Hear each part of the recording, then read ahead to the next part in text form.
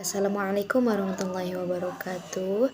Perkenalkan, nama saya Supartini dengan NIM 12120202554 dari kelas PAI 2G. Baik, di sini saya akan mereview tugas tentang konsep demokrasi pendidikan, yaitu pengertian demokrasi pendidikan.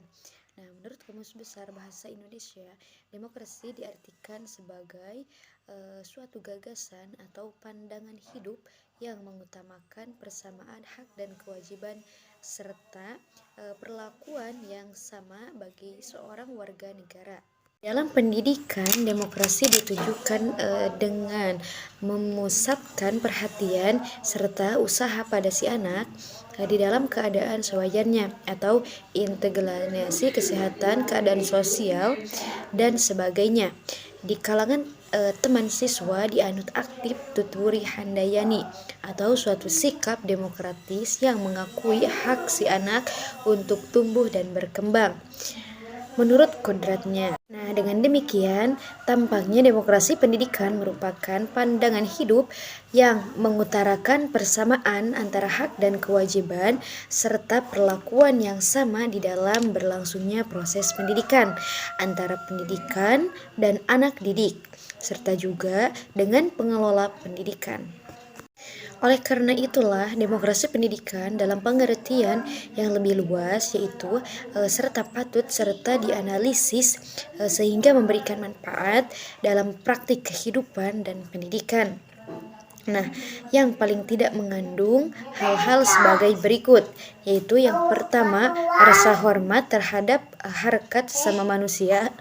Dalam hal ini, demokrasi dianggap sebagai pilar untuk menjamin persamaan persaudaraan manusia dengan tidak memandang jenis kelamin, umur, kulit warna, agama, dan bangsa dalam pendidikan. Yang kedua yaitu setiap manusia memiliki perubahan ke arah pikiran yang sehat. Acuan prinsip inilah yang melahirkan adanya pandangan bahwa manusia itu haruslah dididik. Dengan pendidikanlah manusia akan berubah dan berkembang arah yang lebih sehat dan baik serta sempurna. Yang ketiga yaitu berbakti untuk kepentingan dan kesejahteraan bersama. Di dalam konteks ini, pengertian demokrasi tidaklah dibatasi oleh kepentingan individu lain. Dengan kata lain, seseorang menjadi bebas karena orang lain menghormati kepentingannya. Selanjutnya yaitu demokrasi pendidikan di Indonesia. Demokrasi pendidikan merupakan proses untuk memberikan jaminan dan kepastian akan adanya persamaan kesempatan yang mendapatkan pendidikan di dalam masyarakat tertentu.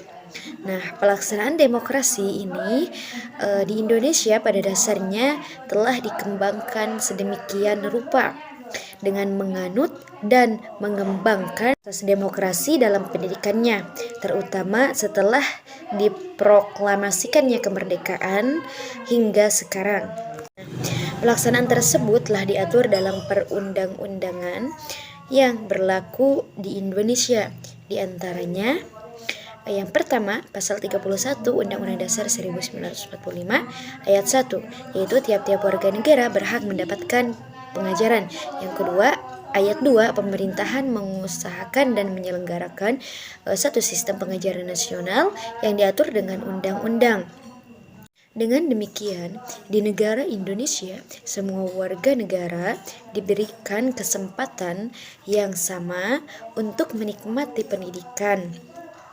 Yang menyelenggarakan pendidikannya diatur oleh salah satu undang-undang sistem pendidikan nasional.